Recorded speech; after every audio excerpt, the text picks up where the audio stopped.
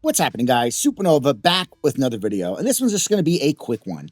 If reporting is to be believed, Naughty Dog's next major game, Intergalactic the Heretic Prophet, is years away. Years away as in we're not going to see it until 2027.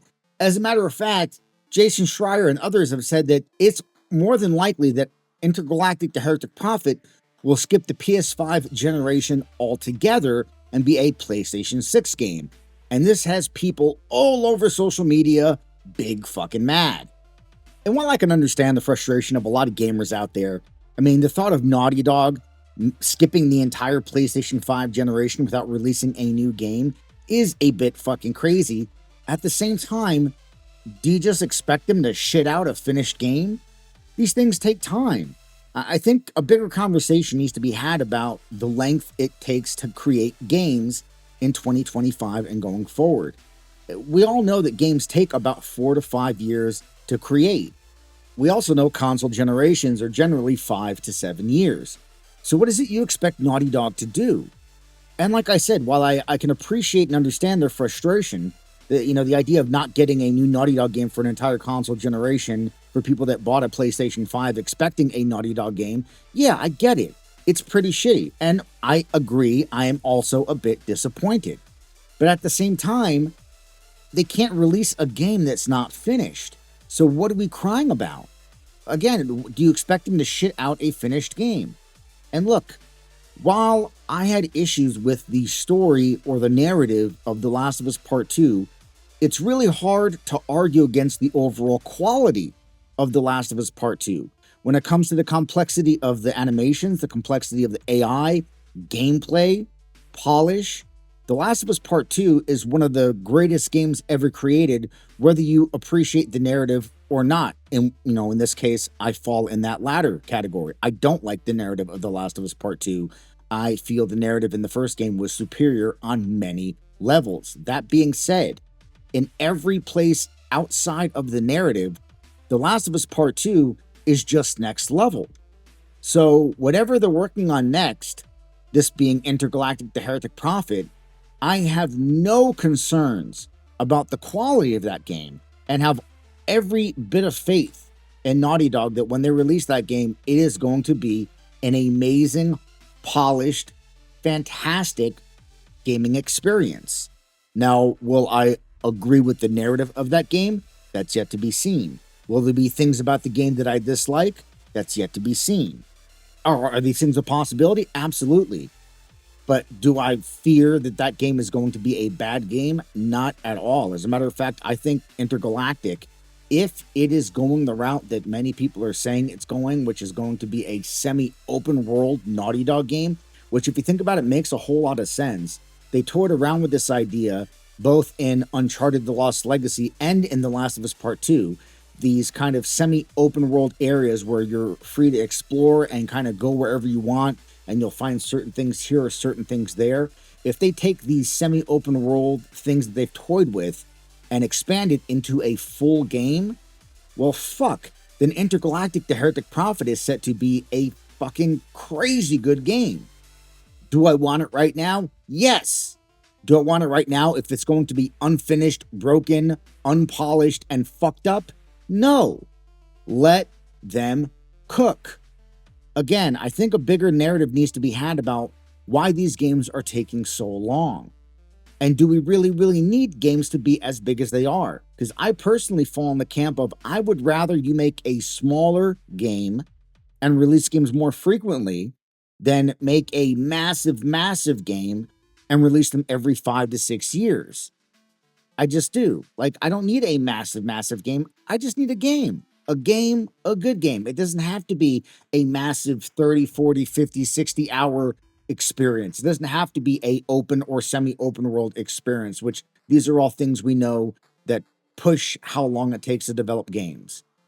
Another thing is I think gamers like to bitch and complain about shit, right? Like, oh, this isn't a 50-hour experience, it's only 30 hours or it's only 20 hours, well, in that case, it's not worth my $60 or it's not worth my $70. Well, why not? Did you enjoy those 20 hours? Was that a amazing, well-polished 20-hour gaming experience? Well, why wasn't it worth your $60 or $70? Like, is a 20 well-polished, amazing gaming experience not worth $60 or $70 versus a 80-hour dog shit game? But this is the world we live in today, where people look at the length of a game or the size and scope of a game, and then they take those things and say, okay, these are the things that determine the value of said game, which I think is absolutely bullshit. Those things are a part of determining the overall value of a game, but shouldn't be the only things that determine the value of a game. But we're seeing where more and more these are the games that gamers are gravitating towards, and I think it's giving developers the wrong idea, or not so much the wrong idea, as much as developers are getting the wrong message from this data. Yes, we would like to get our absolute money's worth when it comes to purchasing a game, especially when they're up around $70. Yes, we want to get every single penny of our money's worth, but only if the game is good. All too many times, I play a game that's 100 plus hours and it's mid as fuck, but it's $70 and no one bats an eye. Then I'll play a game that's 15, 20 hours and amazing. But then people will say, well, it was too short. Sending the message to developers that we prefer quantity over quality. How many times do we play games that are just padded with bullshit for the sake of being 80, 70, 90-hour games, where half the shit didn't need to be in that game? As a matter of fact, they probably could have split it up into 2 games, but all the shit is jammed into one game, or it's full of a bunch of side quest bullshit just to pad the overall experience to say, oh, look, guys, this is a 50, 60-hour game. It happens all the time. So, yeah, does it suck that Intergalactic may, again, if reporting is to be believed, miss the PS5 generation? Absolutely. I think it is kind of a bummer, a major bummer at that, if it does, because I bought a PlayStation 5 specifically for first-party games, and it really only feels that Insomniac has been doing anything regarding releasing first-party games this entire console generation. I mean, at this point, we'll have gone an entire console generation without Santa Monica releasing a PlayStation 5 exclusive game, or Naughty Dog releasing a PlayStation 5 exclusive game. As good as God of War Ragnarok was, that was a cross-generation PS4/PS5 game. But again, I always tell people, I would rather a game get delayed and come out polished, finished, and complete than come out now and be a broken, buggy fucking mess that needs constant patch updates and is missing content. I don't care what the game is. I don't care how long I was looking forward to the game. It sucks that GTA 6 got delayed till next year. If GTA 6 got delayed again to 2027, I would again be super, super bummed. If it got delayed again till 2028, I would be even more bummed. But I'm not going to bitch and complain, because I'd rather GTA 6 come out and be a fucking banger when it drops than drop now and have major issues. It's not like there aren't other games to play. We have plenty of games to play. I see people all the time bitching about their back catalogs of games to play. There's too many games. I have a massive back catalog of games to play. Okay, well, if you have a massive back catalog of games to play, then while this game is being cooked, go play those. Why are you complaining? Naughty Dog can't just shit out a finished product as much as you would like them to, as much as I would love them to be able to have that magical ability. It does not exist. Games are taking longer and longer to develop and require more and more money to develop. And this is just the nature of the beast that is game development in 2025. Does it suck? Yes. But unfortunately, there's not much you and I could do about it other than letting studios know it's okay. You cook, make a fantastic product, and we'll be there to buy it when it releases. Granted that it's not fucked up, or you didn't piss off half your user base by injecting some politics or some bullshit in it that you know is going to piss off half your customer base. Just make good games. We are very simple creatures. We just want great games with great narratives, fun gameplay, and compelling narratives. Games that we can get invested in, characters that we can get invested in. I don't think that it's that much to ask for, and many developers have no problem doing this in 2025. Look specifically at a lot of these Chinese developers. They're just making good games. The length of the games are irrelevant because the games are so fucking good.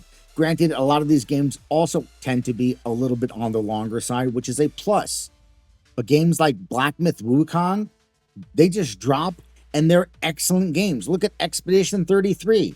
It's just a great game, and people are giving it universal praise.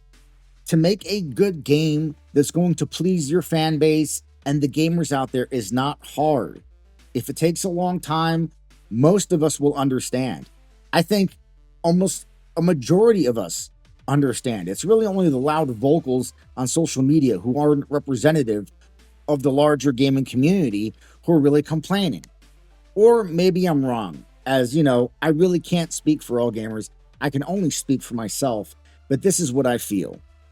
Anyway, like I said, guys, just a quick video, wanted to cover this topic, and that's all I got for you guys on this one. And that's the video, guys. Let me know what you think down in the comments. Do you agree with me that we should just let Naughty Dog and all these other studios cook, or does this news piss you off? Let me know down in the comments, and as always, feel free to like, share, and subscribe, and I will catch you guys on the next Supernova.